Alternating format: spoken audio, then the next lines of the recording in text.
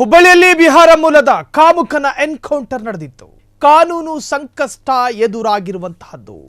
5 ವರ್ಷದ ಬಾಲೆಯ ಮೇಲೆ ಮೃಗೀಯ ರೀತಿಯ ಅತ್ಯಾಚಾರ ಮತ್ತು ಮರ್ಡರ್, ಬ್ರೂಟಲ್ ಕೊಲೆ ಮತ್ತು ಅತ್ಯಾಚಾರ.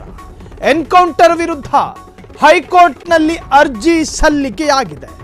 ಸಾರ್ವಜನಿಕ ಹಿತಾಸಕ್ತಿ ಮೊಕದ್ದಮೆ ಅಂದ್ರೆ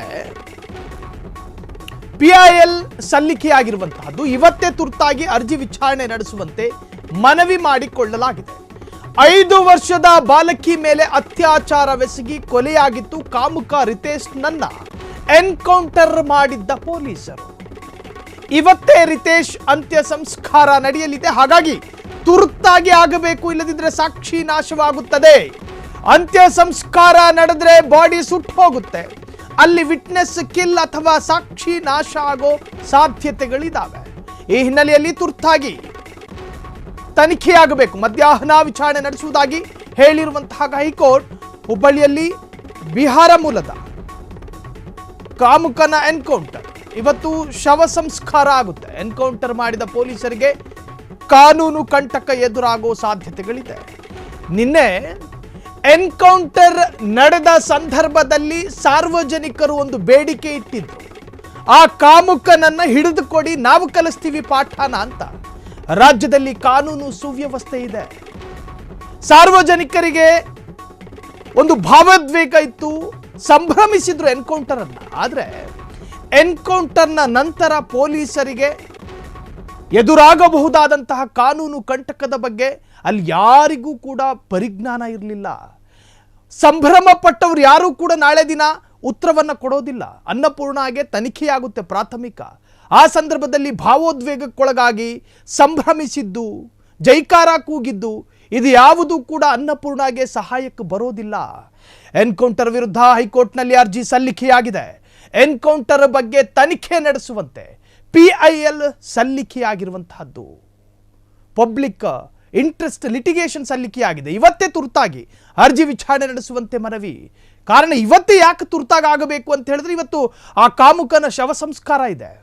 ಒಂದು ವೇಳೆ ಶವ ಸಂಸ್ಕಾರ ಕಂಪ್ಲೀಟ್ ಪ್ರಾಸೆಸ್ ಮುಗ್ದು ಹೋದ್ರೆ ತನಿಖೆಗೆ ಅಡ್ಡಿಯಾಗುತ್ತೆ, ಸಾಕ್ಷಿ ಸಿಗೋದಿಲ್ಲ, ಸಾಕ್ಷಿ ನಾಶ ಆಗೋ ಸಾಧ್ಯತೆಗಳಿದೆ. ಹಾಗಾಗಿ PIL ಸಲ್ಲಿಕೆಯಾಗಿರುವಂತಹದ್ದು ತುರ್ತಾಗಿ ವಿಚಾರಣೆಯಾಗಬೇಕು. ಇವತ್ತು ಮಧ್ಯಾಹ್ನ ವಿಚಾರಣೆಯೂ ಕೂಡ ಇದೆ. 5 ವರ್ಷದ ಬಾಲಕಿಯ ಮೇಲೆ ಅತ್ಯಾಚಾರವೆಸಗಿ ಕೊಲೆಯಾಗಿತ್ತು. ಕಾಮುಕ ರಿತೇಶ್ ನನ್ನ ಎನ್ಕೌಂಟರ್ ಮಾಡಿದ್ದ ಪೊಲೀಸರು. ಇವತ್ತೇ ರಿತೇಶ್ ಅಂತ್ಯ ಸಂಸ್ಕಾರ ನಡೆಯಲಿದೆ. ಅಂತ್ಯ ಸಂಸ್ಕಾರ ನಡೆದರೆ ಸಾಕ್ಷ್ಯ ನಾಶ ಆಗುತ್ತೆ. ಅಲ್ಲ ರೀ, ಇದೆಂತಹ ಅಮಾನವೀಯ. 5 ವರ್ಷ ಅಂಗವಿಕಲ ಹೆಣ್ಣು ಮಗಳನ್ನು ಎಳೆದೊಯ್ತಾನೆ, ಅತ್ಯಂತ ಬ್ರೂಟಲ್ ಆಗಿ ರೇಪ್ ಮಾಡ್ತಾನೆ. ಅದಾದ ನಂತರ ಆಕೆ ಸಹಕರಿಸದ ಕಾರಣ ಆಕೆಯನ್ನು ಕುತ್ತಿಗೆಯನ್ನು ಹಿಸುಕಿ ಕೊಲ್ಲಲಾಗುತ್ತೆ. ಪೊಲೀಸರು ಎನ್ಕೌಂಟರ್ ಮಾಡಿದ್ದಾರೆ. ಇದು ಸರಿ ತಾನೆ, ಇದು ಸಮರ್ಥನೀಯ ತಾನೆ ಅಂತ ವಾದಿಸಬಹುದು. ಆದರೆ ನಮ್ಮ ದೇಶದಲ್ಲಿ ಕಾನೂನಿದೆ, ನ್ಯಾಯಾಂಗ ವ್ಯವಸ್ಥೆ ಇದೆ. ಕೊಲೆ ಆರೋಪಿಯ ಮೇಲೆ ಆತ ತೀರ್ಪು ಬರೋವರೆಗೂ ಕೂಡ ಆರೋಪಿಯಾಗಿರ್ತಾನೆ. ರಿತೇಶ್ ಕಾಮುಕ ಅಂತ ಹೇಳ್ಬೋದು, ಆದರೆ ಅಪರಾಧಿ ಅಂತ ಹೇಳೋದು ಕೋರ್ಟು. ನಾನು ನೀವು ಜಡ್ಜ್ಗಳಲ್ಲ ತೀರ್ಪು ಕೊಡೋದಕ್ಕೆ. ನಾವು ನಿನ್ನೆ ಸಂಭ್ರಮಿಸಿದ್ವಿ. ಈ ಹಿಂದೆ ಹೈದರಾಬಾದ್ನಲ್ಲಿ ವೈದ್ಯ ದಿಶಾಳ ಮೇಲೆ ಅತ್ಯಾಚಾರ ಆಯಿತು, ಮೃಗೀಯ ರೀತಿಯ ಅತ್ಯಾಚಾರ. ಅದಾದ ನಂತರ ಅಲ್ಲಿ ಇನ್ಸ್ಟೆಂಟ್ ಲೋನನ್ನು ಪಡೆದುಕೊಳ್ಳೋ ಹಾಗೆ ಇನ್ಸ್ಟೆಂಟ್ ತೀರ್ಪನ್ನು ಕೊಡಲಾಯಿತು. ಸುಟ್ಟು ಹಾಕಿದ್ರು, ಅವನ್ನ ಸುಟ್ಟು ಹಾಕಿದ್ರು. ಎಲ್ಲಿ ಎನ್ಕೌಂಟರ್ ಆಯಿತು, ಆತ ತಪ್ಪಿಸೋದಕ್ಕೆ ಪ್ರಯತ್ನ ಪಟ್ಟಿದ್ದ, ಪೊಲೀಸರ ಮೇಲೆ ಕಲ್ಲು ತೂರಾಟ. ಬಿಡಿ, ಅದನ್ನು ನಾವು ವಿವರಿಸೋದು ಬೇಡ. ತೂರಾಟ ಮಾಡಿದ್ನ ಅಥವಾ ಪೊಲೀಸರು ತಕ್ಷಣ ಪಿಸ್ತೂಲ್ ತೆಗೆದು ಶೂಟ್ ಮಾಡಿದ್ರ, ಅದೇನೇ ಇರಲಿ. ಹೈದರಾಬಾದ್ನಲ್ಲಿ ದಿಶಾ ಎನ್ನುವಂತಹ ವೈದ್ಯೆಯ ಮೇಲೆ ಮೃಗೀಯವಾದ ಅತ್ಯಾಚಾರ ಆಯಿತು. ಅಲ್ಲಿಯೂ ಕೂಡ ಇನ್ಸ್ಟೆಂಟ್ ತೀರ್ಪು ಪ್ರಕಟ ಆಯಿತು. ಶೂಟ್ ಮಾಡಿ ಬಿಸಾಕಿದ್ರು. ನಾಯಿ ನರಿಗಳನ್ನು ಶೂಟ್ ಮಾಡ್ಕೊಂಡು ಹಾಕ್ದಂಗೆ ಶೂಟ್ ಮಾಡಲಾಯಿತು.